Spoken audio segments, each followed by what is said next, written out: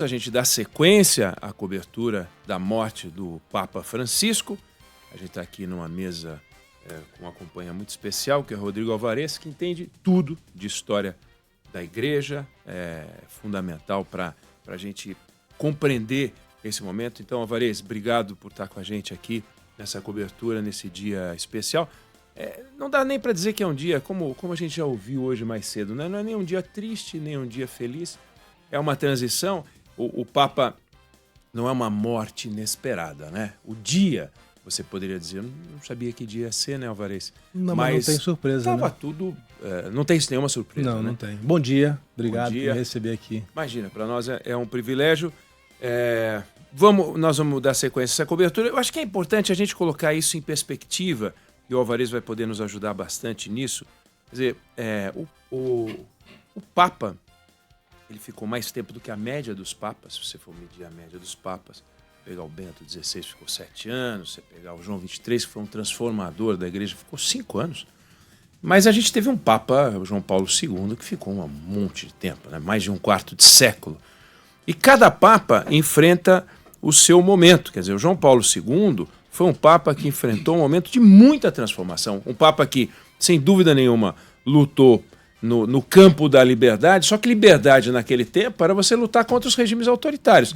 Liberdade hoje, e o Papa Francisco também trabalhou nesse assunto da liberdade, muito mais no mundo dos costumes. Então, se pegar a agenda do Papa Francisco, é uma agenda de transformação dos costumes. E ele enfrentou algumas batalhas, Alvarez, que são muito simbólicas. O papel da mulher. Nunca houve tantas mulheres trabalhando no Vaticano. Prefeita do Vaticano, mulher. Pois é, uma mulher.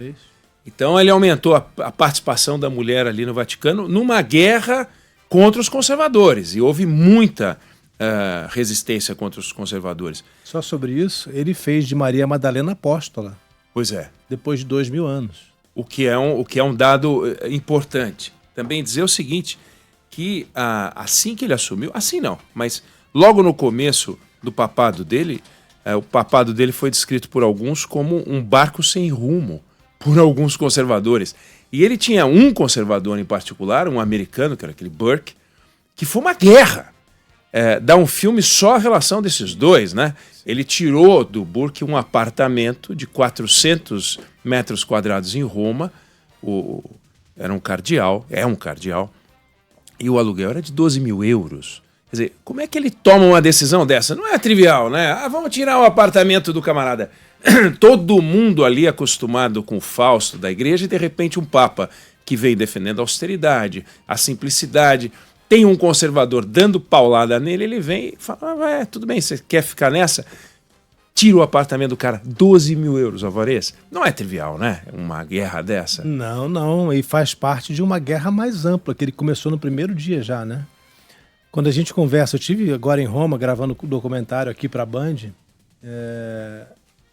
sobre a história do Papa, e quando a gente conversa com pessoas de dentro do Vaticano, sem revelar nomes, né, sem se expor, elas dizem, olha, não era mais Bento XVI quem governava, era a Cúria quem governava. O Papa tinha se transformado quase que um marionete da Cúria.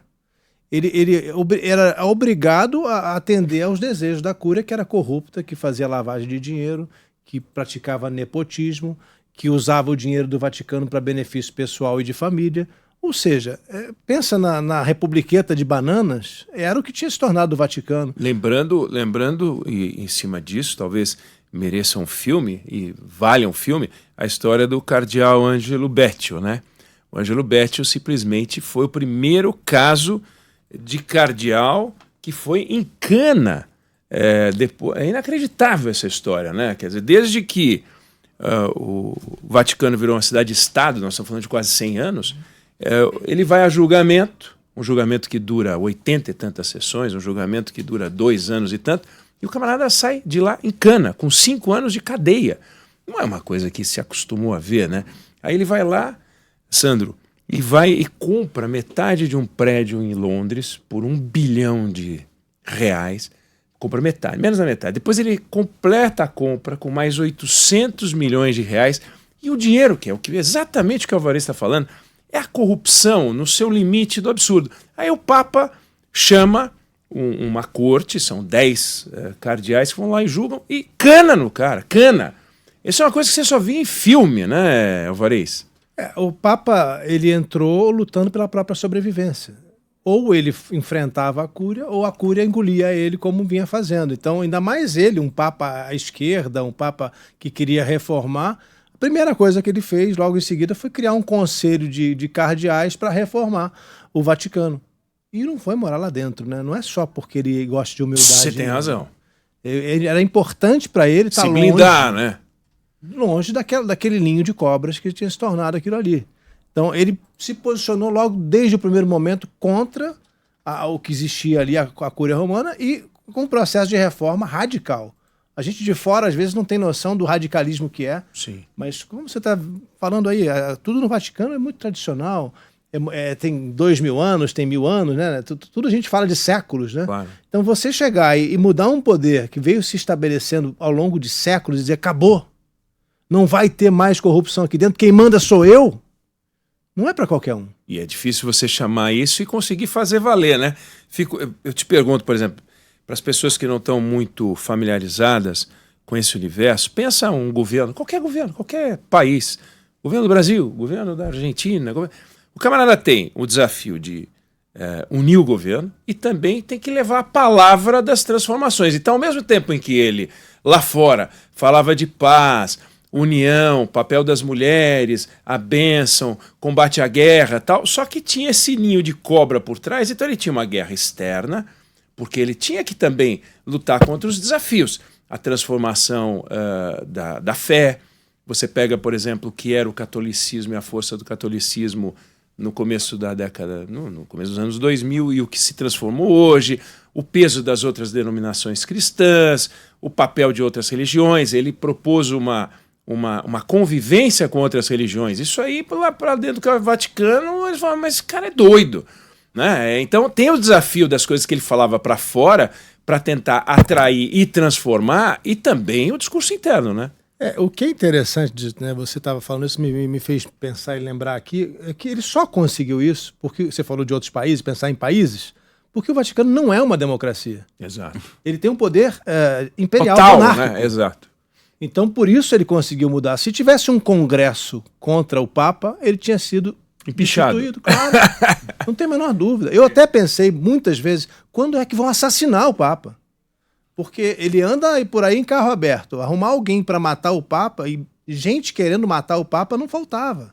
O que ele tirou de poder de gente, como você acabou de citar, cardeais que nadavam em dinheiro e benefícios e privilégios, quanta gente não queria se livrar dele? Não tem como tirar o Papa, porque só quando ele morrer, ou se ele renunciasse, né? Não tem impeachment no Vaticano. Claro. Então, ele tinha muito poder, conseguiu por isso, agora me surpreende que nada aconteceu com Agora, ele conseguiu também um feito que ele tem 80% do colégio também, né? Ao mesmo tempo em que ele lutou contra muita resistência, ele conseguiu marcar muitas posições. Hoje em dia, se você fizer a matemática, não sei o que vai acontecer, mas se você fizer a matemática dos votos, ele nomeou pelo menos 80% dos cardeais que vão votar na sucessão dele, não? Mantendo o nosso paralelo com governos, a votação é secreta, número 1. Depois, não tem lealdade partidária. Sim. Ele fez os cardeais. 108, 109, acho que alguns já se aposentou, 108 tem hoje, de um total de 137. Que votam. Mais de 2/3, está tudo certo. Em tese, se tiver lealdade, ele faz o sucessor. Vem aí o Francisco II. Mas não dá. Sabe-se lá, né? Mas não dá. Se vai ser segundo ou se vai ser... Não, sabe-se lá se fará, né? É isso que você está falando. Não acho que tem... A gente não pode pensar matematicamente nem com a lógica racional de um congresso de qualquer país. Não vai funcionar assim, né? Os cardeais têm seus próprios interesses, suas próprias ideologias, né? Visão doutrinária diferente. Isso que é muito importante pensar, né? Francisco desafiou a doutrina. Eu uma vez publiquei uma fala na internet dizendo, olha, com certos atos ele está até mudando o que São Pedro fez. Isso é muito forte para quem é fundamentalista, para quem defende uma ortodoxia lá dos primeiros apóstolos. Ele mudou, ele foi contra São Paulo muitas vezes. Ao longo do papado dele, ele foi desfazendo atos de outros papas, vamos chamar assim, se a gente pudesse chamar São Pedro de papa, né, que ele é conhecido como primeiro Papa. Ele reformou realmente a doutrina nesse sentido. Ele não era um papa doutrinário, estava muito preocupado com o mundo, né, com o resto do mundo, muito preocupado com a sobrevivência da igreja, mas nas questões doutrinárias ele foi justamente onde mais incomodava. A questão de aceitação dos homossexuais, como assim? Essa era a questão principal. Agora, e um dilema, né? Porque ao mesmo tempo que ele defendia a aceitação dos homossexuais, tinha uma frente na Alemanha muito mais radical, que defendia o batismo sem marcação de gênero. Ou seja, na hora que se batizasse uma criança, você não ia colocar o gênero. Ele falou, não, aí também não aceito. Ele defendia a bênção aos homossexuais, mas ele não queria o sacramento. Né? Não confunda com o matrimônio. E os alemães estavam na linha, vamos liberar de um jeito, e ele foi para cima dos alemães. Então ele vivia um dilema nessa. E essa frente com a Alemanha foi forte, né? Não, é interessante lembrar o seguinte, ele é um bom político, foi um bom político, né? E onde é que ele se formou? Ele se formou no meio da ditadura da Argentina. Exato. Combatendo a ditadura argentina, mas não com tanto. Com muito cuidado, exatamente. Mas não tanto. Não Pero tanto. no mucho, né? Sempre, opa, peraí, eu vou até aqui. Se eu passar daqui, quem cai sou eu. Ele viu quantos morrerem, né? Sim. E tem a famosa história dos dois padres que acusam, a Cristina Kirchner acusou ele de não ter defendido, ter jogado eles aos leões. Mas esses padres não morreram. E o Papa trabalhou nos bastidores por muitos padres.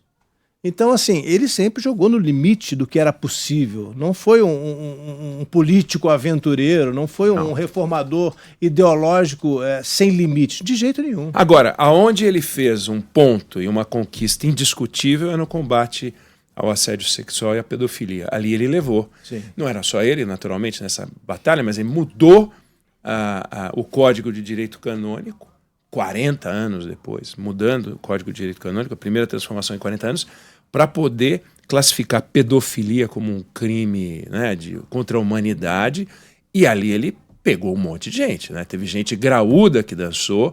Claro que se você for olhar a quantidade de casos, eu estava vendo uma estatística, só na França em 70 anos, mais de 200 mil casos de apontamento de casos de pedofilia. É um negócio inacreditável. Tem né? algumas freiras francesas justamente sobre isso. Os depoimentos eram terríveis. Havia abusos constantes e por décadas em conventos na França, por exemplo. E no mundo inteiro isso aconteceu, né?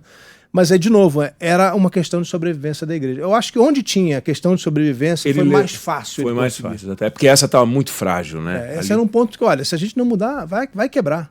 Vai acabar. Você acha, dá pra gente imaginar se esse legado, tanto da parte que vocês falaram, da parte de corrupção, quanto essas ideias progressistas, dá pra gente imaginar se ele vai continuar com o próximo Papa ou a gente corre o risco de, talvez não seja a palavra, de um retrocesso? A gente vai ter que esperar ver o que os cardeais vão decidir. E, de novo, quem te disser hoje, vai ser tal cardeal, tá chutando, porque não dá pra saber, né? Tem alguns nomes que poderiam levar a igreja a continuar mais franciscana. Por exemplo, tem o cardeal de Bolonha, que é quase que um papa mais novo, como se fosse Francisco, 15 anos, 18 anos mais novo, tem 69 anos, 70 anos. Eu não sei, porque ele é de 55. E é conhecido como padre das ruas. Então, se um cardeal como esse se elege, a chance de continuar é muito grande. O próprio Pietro Parolin, que passou todo o papado de Francisco como secretário de Estado, que é o cargo mais importante do Vaticano, conhece toda a máquina, viu... E tocou todas as buchas. Todas as buchas. Viu e fez a reforma acontecer. Esse, para mim, seria o nome mais apropriado. É tipo um Ratzinger, né? Do que já foi, né? Mas não com a ideologia. Não com a ideologia, mas eu digo com a força política. Sim, exatamente. Né? Então seria muito, acho eu, positivo que ele continuasse, se a gente quiser que continue um papado como o de Francisco, que viesse o Parolin, porque ele tem força. Ele teria força para conduzir e sabendo também o limite. Não dá para querer mudar tudo. O Papa Francisco fez de Maria Madalena apóstola, fez uma prefeita no Vaticano pela primeira vez mulher, fez um monte de mudanças, colocou mulheres em conselhos importantes, mas não abriu o sacerdócio para as mulheres. E, aliás, ele falou claramente que não é a hora, né? Não é era prioridade, com ele. não é com ele. A sensação é que deu alguns passos para promover esse avanço, ainda mais em comparação com outros papas que tivemos, mas dentro das 4 linhas aí, dentro do permitido pela igreja. Avançou pouco, Álvares, na sua avaliação? Porque a gente falava aí Ele lidou com uma série de assuntos extremamente delicados para a igreja, como os direitos da população LGBTQIA+, falou sobre sexismo, mas claro que a gente pode considerar um avanço, mas falta muito ainda para trazer essa inclusão de fato que ele tanto trazia em seus discursos? Eu não acho que ele jogou dentro das 4 linhas, eu acho que ele saiu um pouco, eu acho que ele avançou muito mais do que parecia possível. Pensem de novo, né? Nós temos uma instituição de 2000 anos, que se baseia em escritos de 2000 anos atrás e nos pensamentos dos primeiros cristãos. A gente tem que pensar em Santo Irineu, Santo Agostinho. Os cardeais de hoje continuam se referindo ao pensamento dessa época. São Paulo condenou os homossexuais à morte. Isso é indiscutível. Isso está no Novo Testamento. O Novo Testamento condena os homossexuais à morte. Ou seja, como é que você lida com isso? Você ignora essa parte do Evangelho? O Papa foi contra isso. Ou seja, ele nesse momento se coloca até contra o Evangelho. Isso é pouco? Isso é muito. Não é trivial. Evangelho, desculpe. Não é trivial. É uma carta de São Paulo, mas é o Novo Testamento. Então não tem nada de trivial no que ele fez. Ele pegou uma igreja aos pedaços, reformou a questão financeira, toda a questão da corrupção, combateu a questão da pedofilia seriamente e conseguiu, agora a gente tem visto pesquisas mostrando aumentar o número de fiéis pelo mundo, em todas as regiões do planeta. O que é uma novidade. Uma novidade, a religião católica vinha perdendo espaço. Agora, ele está falando aqui sobre enfrentamento a São Paulo, de certa maneira. Agora, tem uma coisa muito recente, né? Encíclica João Paulo II, condenando a comunhão aos divorciados que se casam novamente no regime civil. Ele vai lá e diz, não, pode.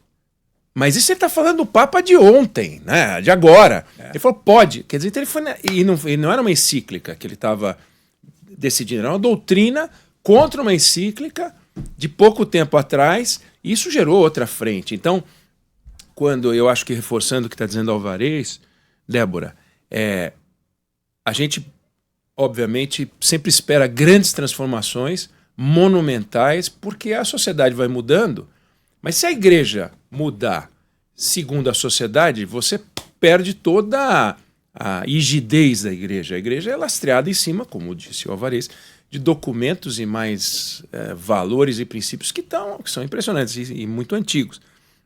Tradição, né? Não dá para simplesmente a sociedade está indo para cá, você diz, eu vou atrás. A inteligência de algumas religiões e denominações que cresceram muito foi justamente isso. Mas é contra isso que a igreja tem que se segurar. Do contrário, perde a força também, né, Alvarez? Se ele abandonar as tradições por completo, a igreja acaba amanhã. Acaba amanhã. E você vê, por exemplo, o crescimento das igrejas evangélicas tem um lastro muito forte no Antigo Testamento. Sim. Um resgate do Antigo Testamento. Então, em vez de reformar, eles estão voltando às origens anteriores a Jesus, inclusive. Então, igreja é um sinônimo de tradição. Então, os conservadores têm razão quando eles dizem, olha, não dá para sair mudando. Francisco, a meu ver, Débora, mudou até demais. Assim, fez mais do que dava para imaginar. Se você for imaginar o que ele conseguiu e consolidou mesmo, esse papel das mulheres, ele foi até um ponto que, se parar onde está, não vai ser uma transformação impressionante, porque se você não tiver a nomeação das mulheres, o ordenamento das mulheres, acabou, né, também. Se você dizer, elas não vão ser diáconas, acabou, né? Então, para por aí. Dá para interromper a transformação do Francisco. A impressão que me dá é que se entra um conservador, dá para interromper com a mesma suavidade com que ele foi tentar mudar. Dá para você fazer um movimento de um freio de arrumação, porque ele não fez nada que seja irreversível, se você for imaginar. Mesmo essa decisão que eu acabei de falar dos divorciados, você vai tocando. Já tinha gente que dava a comunhão. Olha lá, o próprio Papa na Argentina, onde eu fui lá fazer o nosso documentário da Band, muitas pessoas do bairro do Papa, quando ele era padre aqui, ele dava comunhão, eu sendo divorciado. Eu dava. Exato. Ele já dava antes. Daí chamarem ele de herege, né? Tem os críticos, ele já fazia isso muito antes, Exatamente. quando era proibido pelo Papa João Paulo II. Você que esteve na Argentina, tem uma mágoa dos argentinos por ele não ter voltado lá enquanto Ele Papa? nunca pisou, né? Nunca. E a primeira viagem internacional dele, curioso, talvez irrite um pouco mais os argentinos, foi para o Brasil como Papa. Veio para o Rio de Janeiro a primeira viagem internacional e nunca voltou na Argentina enquanto Papa, né? Por que não deu uma esticadinha? Exato, uma ponte aérea ali. 3 horas são para Buenos Aires. Olha, a mágoa é profunda na Argentina. Que coisa, né? As pessoas choram falando disso. Eu fui acompanhei uma missa na Basílica de Flores, que era o bairro onde ele nasceu, e conversei com um monte de gente. As pessoas começam a chorar. Ele nunca veio. E qual é a explicação? Dele era a agenda, não dá para acreditar. Não é a agenda. Em 12 anos. Mas tem outra explicação que veio do Papa também. Olha, eu sou argentino, mas eu sou o Papa do mundo inteiro. Eu não sou o Papa da Argentina. Conversa não posso fiada, privilegiar né? meu povo. Não, conversa fiada também. Aí nós vamos chegar, também acho. Conversa fiada. E aí Ele não a gente foi porque chega- ele não quis. A questão é, nós não temos uma explicação mais confiável, Tem. né? Qual? Não vindo dele, tem vindo dos fatos. O Papa se tornou um antagonista do movimento conservador na Argentina. Sim, mas o movimento conservador na Argentina é mais recente do que o papado Tudo dele. bem, mas a Cristina Kirchner já enfrentou ele, já começou a enfrentar. Se tornou popular na Argentina falar mal do Papa. Políticos populistas dos dois lados perceberam isso e começaram a criticar o então cardeal Bergoglio, começando lá pela atuação na ditadura, dizendo que ele não tinha feito nada, mas isso se tornou uma prática comum de políticos populistas argentinos dos dois lados. Então o Papa não é bem-vindo na política Na política argentina. Ele foi considerado um opositor das mudanças que muita gente quer que está acontecendo. Os eleitores do Milei não gostam do Papa Francisco. Eu conversei com vários argentinos. Não gosto. Não me cai bem. É isso. O Francisco virou uma entidade política para eles. Então ele também sabe disso, sabe que poderia ter protestos nas ruas, que poderia ser mal recebido, e eu nem sei de novo. Medo de alguma coisa acontecer. Bom, e é preciso que se diga que a posição política dele não era uma coisa discreta, né? Tanto é que uma das figuras mais importantes da igreja nos Estados Unidos que ele afastou era um cara que festejou a primeira vitória do Donald Trump.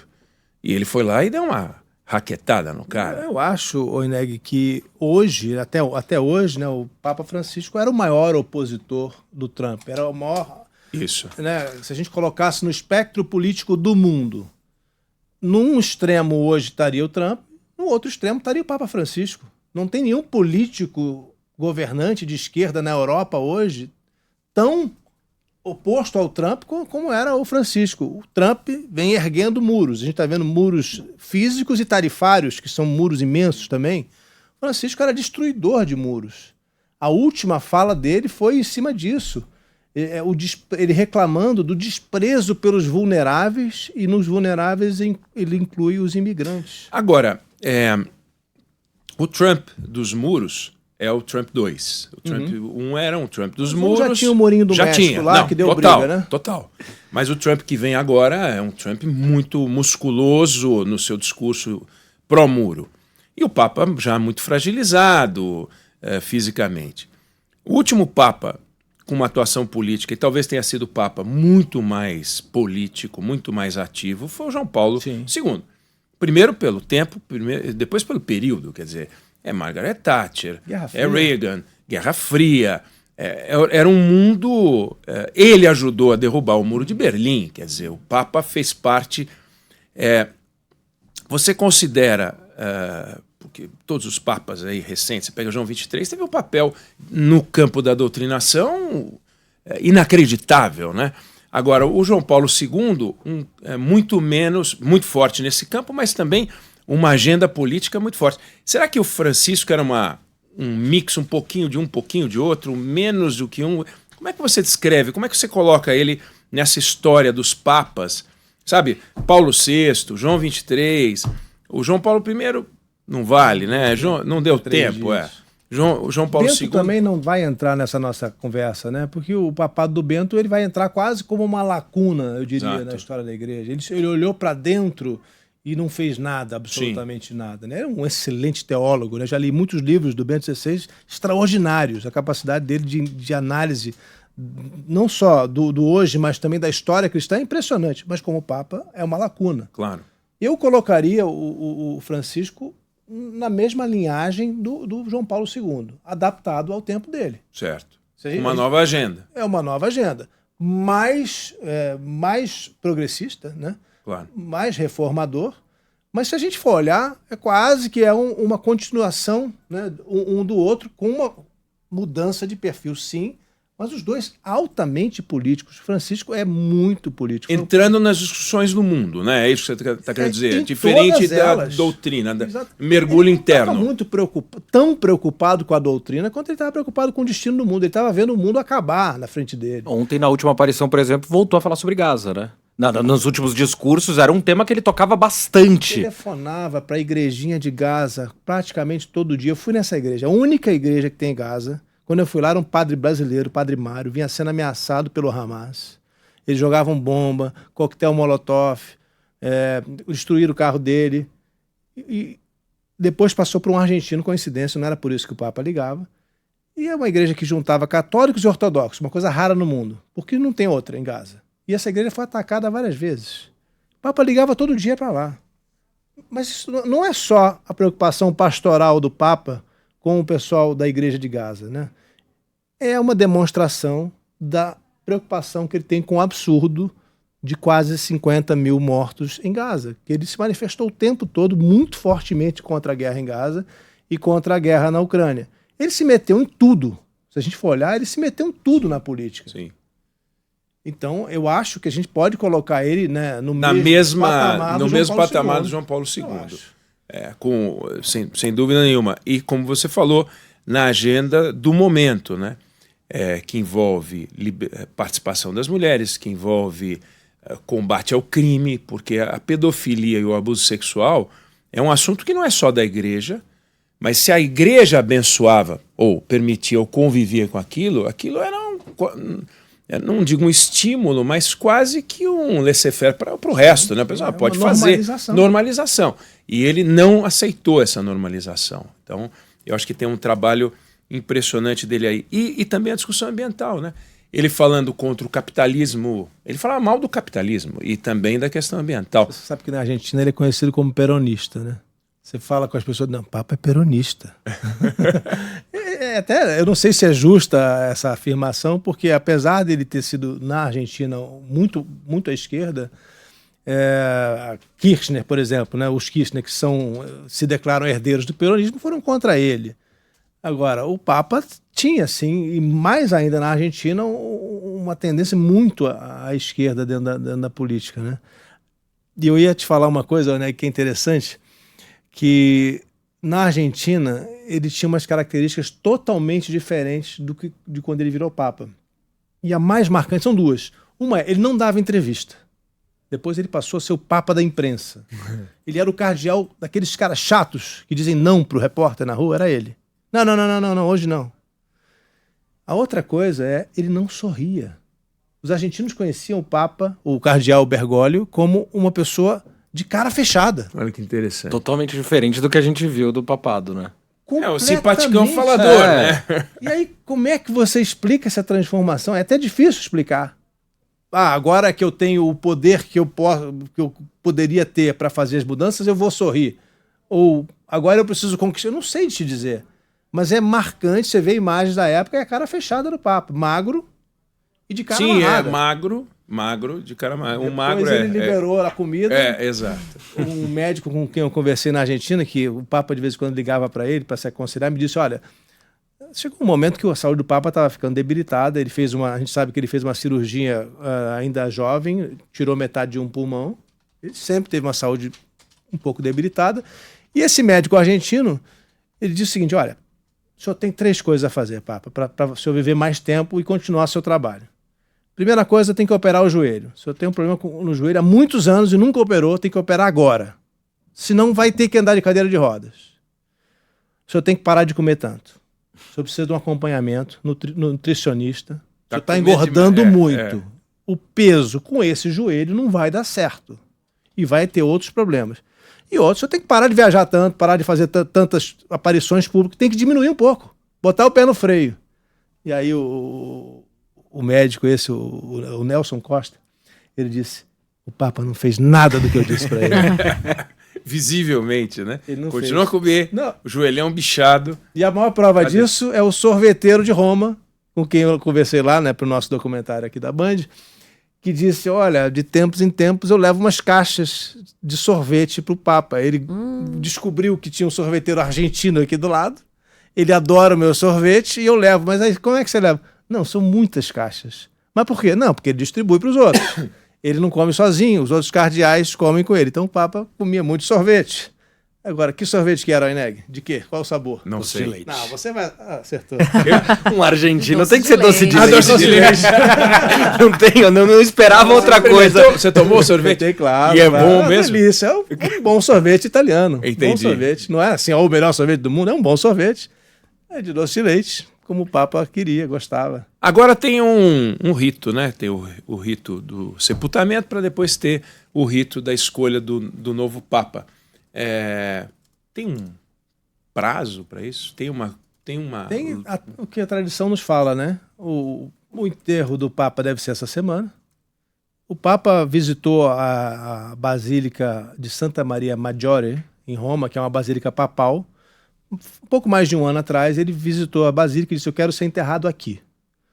Então ele foi ao exato lugar onde ele queria ser enterrado, que é do lado de um ícone, né? Só para as pessoas entenderem. Ícone é uma imagem bidimensional, mas ligada à tradição oriental do cristianismo, como os gregos, sírios, não tem imagens tridimensionais. Então é um ícone de Maria que tem lá, que é muito sagrado. O Papa sempre rezava diante desse ícone de Maria, tanto quando viajava, quando voltava. Momentos difíceis ele estava lá. Foi lá anteontem. Tá? Ele foi lá, e aí quando ele foi, eu disse, ele já sabe que vai morrer. Porque ele foi visitar o lugar da morte dele de novo agora. Então ele vai ser enterrado numa capela pequena.